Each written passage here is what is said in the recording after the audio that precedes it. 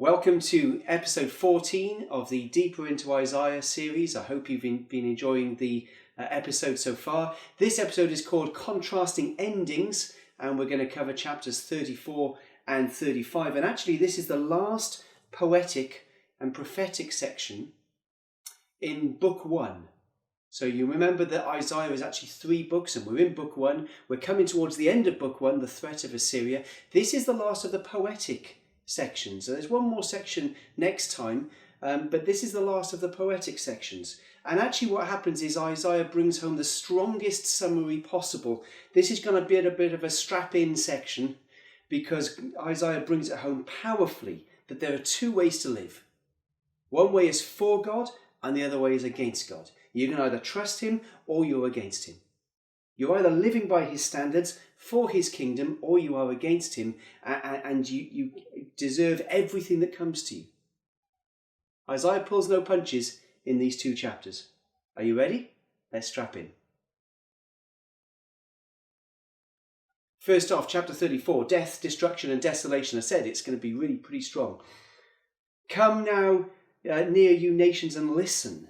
It's a call to listen from God. It's something that's important that's coming. Pay attention, you peoples. And actually, it's for all people. This is a global message. The Lord is angry. This is God's judgment on the world. The Lord is angry. Why is he angry? He's angry with all nations. His wrath is on their armies. He will totally destroy them. Why? Because they've turned against him. Because they've not chosen to follow him. Isaiah is getting very stark here, very black and white. The language is very similar to what happens in Revelation. Much of the Bible talks about things in sort of black and whites, but of shades of grey, because of course we recognise that life is like that. People aren't all good and bad, that situations aren't all good and bad, but actually when it comes down to it, there are 2 camps to be in. You have either trusted in God or you haven't. And Isaiah starts to see this with a clarity that pushes towards the end times, as he says, you are either with God or you are not. And in this instance, he's speaking to the judgment on the people of the world and saying, you are not with God. You need to turn around and follow him. He talks in this section about great cosmic changes. All the stars in the heaven dissolved. The heavens rolled up like a scroll. The starry host will fall. It's fascinating, that actually scientists think that at the end of time, the universe will indeed implode upon itself, will be rolled up in an opposite of the Big Bang. A reversal of everything that happened in the Big Bang. Isaiah prophesied it years ago. All the stars in the sky will be dissolved, the heavens rolled up like a scroll, the starry host will fall. God promises this is what he's going to do in the future, when he recreates a new heavens and a new earth. And you want to be in that new heavens and that new earth. Where you don't want to be is in the centre of God's wrath and judgment when he does it.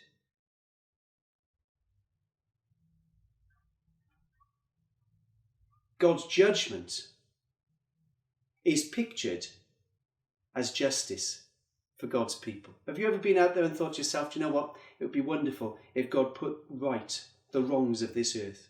All the injustice that goes on, all the things that are wrong. And even for my little life, wouldn't it be nice if God sorted out the injustice that's been done to me? The wonderful promise of Isaiah 34 is that God's going to do that. The Lord has a day of vengeance, a year of retribution. Why? Is it because God is just angry? Has God got bloodlust? Does he like sort of whacking people for fun? No. To uphold Zion's cause. In other words, he says, I want to bring about justice for my people.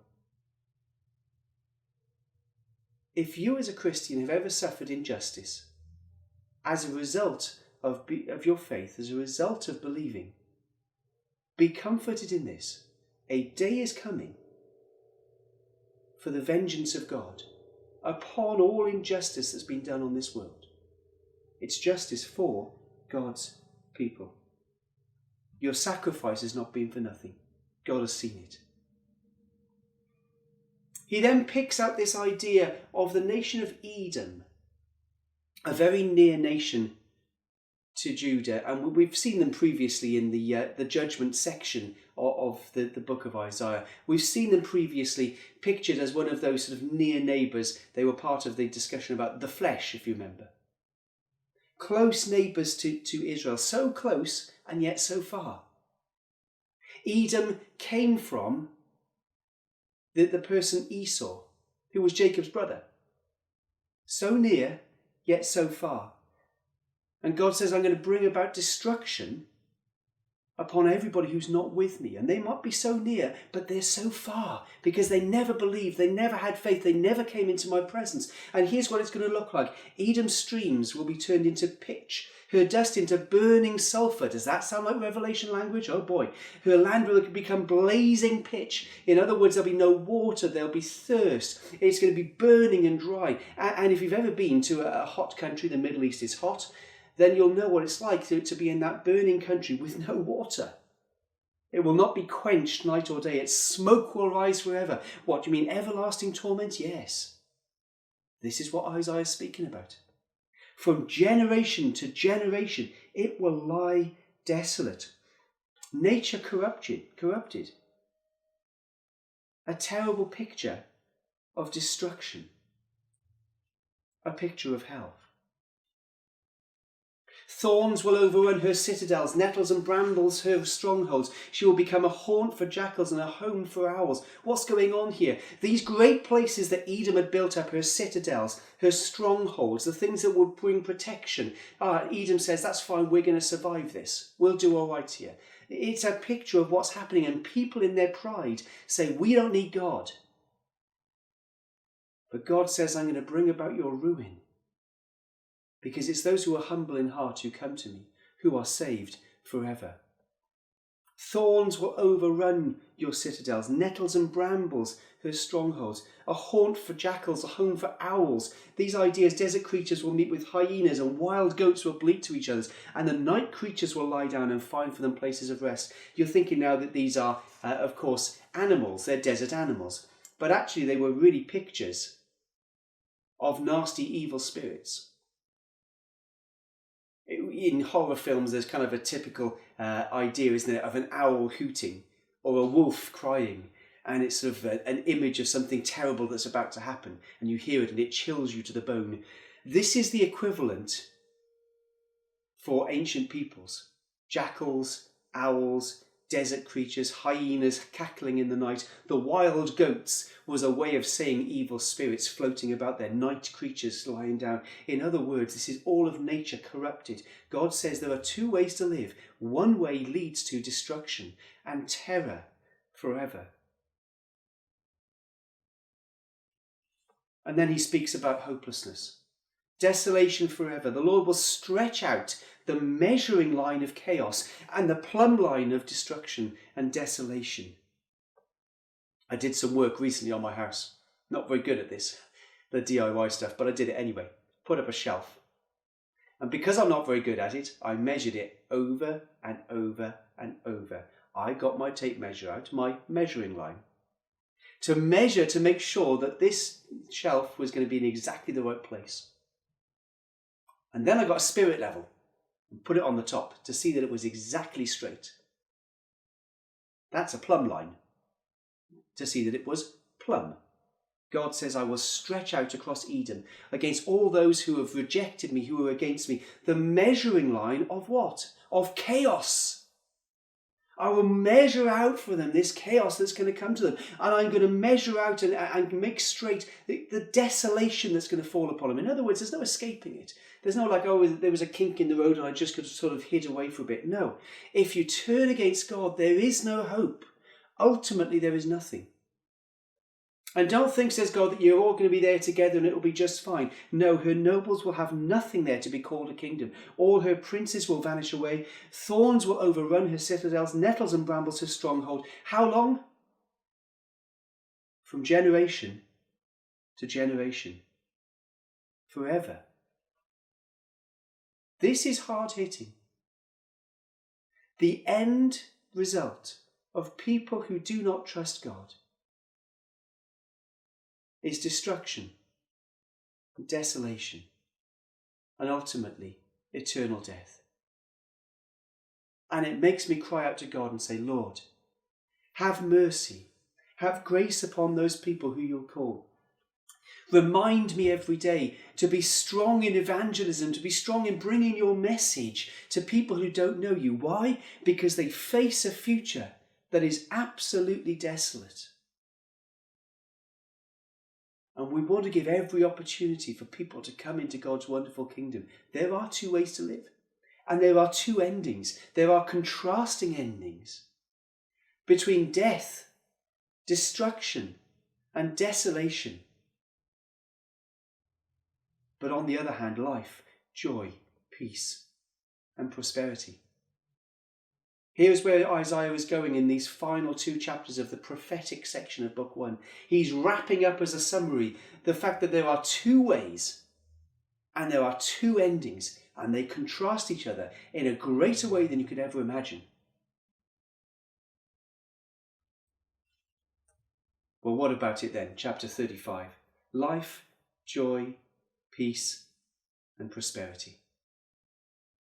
Over against what we've seen with all of the desolation of chapter 34, here we have now the exact opposite of nature restored. And we talked previously, didn't we, about the fact that God is going to wrap up the old creation like a scroll. In other words, he's going to wrap up all of the universe, but then he will recreate a new universe, what he describes as a new heavens and a new earth for his people to live in forever. Isn't that an amazing and a wonderful thought? And here's how he describes it. He describes it in great flowery poetic language, prophetic language that Isaiah brings forward. The desert and the parched land will be glad.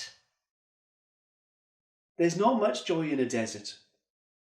There's not much joy when the land is parched. Nothing grows there. It's hot. It's oppressive. God says, I'm going to pour out upon that desolate land streams to bring about life.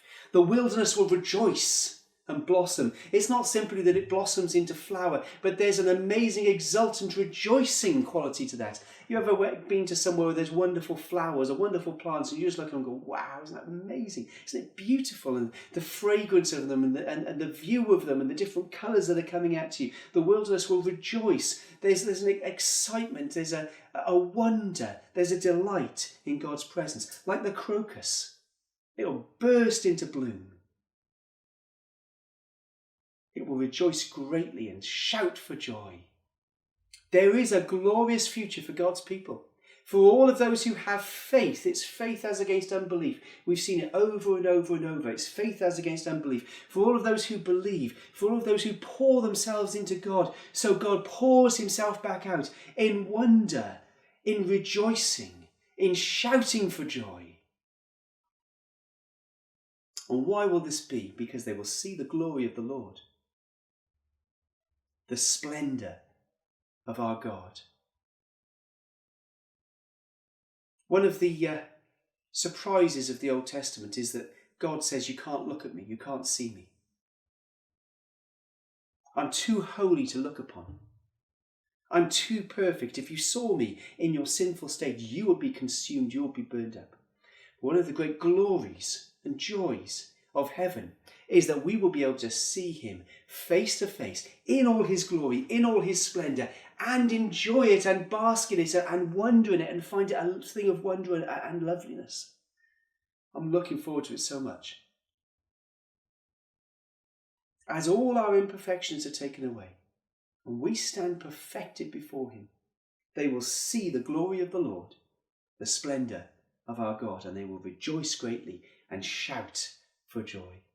And so there's a call here now not to listen to judgment, but a call to encouragement. Strengthen the feeble hands, steady the knees that give way. I kind of like that. Do you like that whole business about the knees giving way? Oh my goodness. We can't cope anymore. Say to those with fearful hearts, be strong, do not fear. Your God will come. We don't have to be strong in ourselves.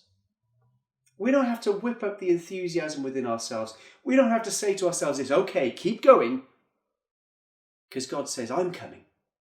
I will strengthen you. I send my Holy Spirit upon you to strengthen you, to live within you, to embody you, to give you everything you need for everyday life. Be strong. Do not fear. It's one of the commands that comes back again and again and again in the Bible. Why? Because it's easy to be afraid. I'm small, I'm weak, I'm insignificant. What can I do against all of the things that might come against me? God says, be strong. Do not fear. Why? Your God will come. God's coming to rescue. So strengthen the feeble hands. One of the great challenges of our age, of our time, one of the great deceptions of our time, is that we think we can do it ourselves. It is not very popular to describe yourself as having feeble hands. God, I can't do it. To have knees that give way. Now, we want to say we're the strong ones who stand up. We're the proud ones who are able to do it. We don't have fearful hearts now. We're going for it. And yet the reality,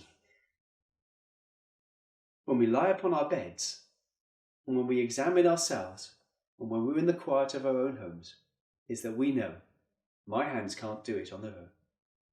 My heart can't cope with this. My knees will give way. God says that doesn't matter. I can work with weakness.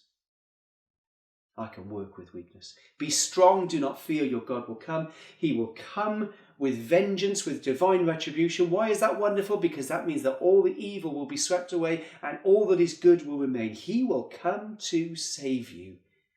This is what we believe as God's people. God is coming to save. Instead of destruction, healing. Then the eyes of the blind will be opened, the ears of the deaf unstopped, the lame will leap like a deer, and the mute tongue shout for joy. God says, I want to bring upon you healing of every single kind, not only physical. In the new heavens and the new earth, I'm going to have a new body. That'll be wonderful. It'll be a body without the asthma that currently troubles me. It'll be a body where my sight is perfect without the contact lenses that are currently in it. My body will be perfect, and so will yours. But my soul will be perfect as well. I'll no longer have blind spots. I'll no longer shut things out and not listen properly. God says, I want to make you perfect in soul, in spirit, and in body. It'll be the same me up there. If you come and join me, then you'll see me and you'll know me and I'll know you. It'll be an individual, a personal thing whereby we won't be clones of each other. We won't be like sort of identikits all the way along. Now, but you'll be able to see me and recognise me, but I'll be perfect and so will you.